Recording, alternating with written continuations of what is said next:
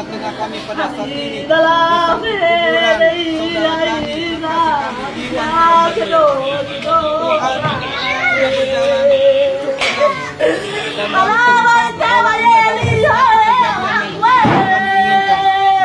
Yesus, kami berdoa biarlah pelaksanaan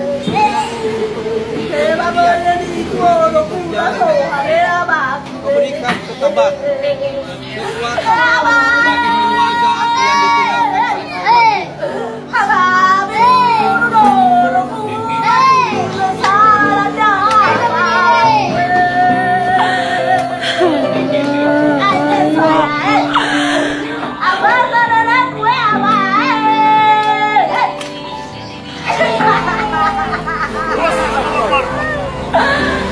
Ya dipasang ikannya Pak. Bagi nasa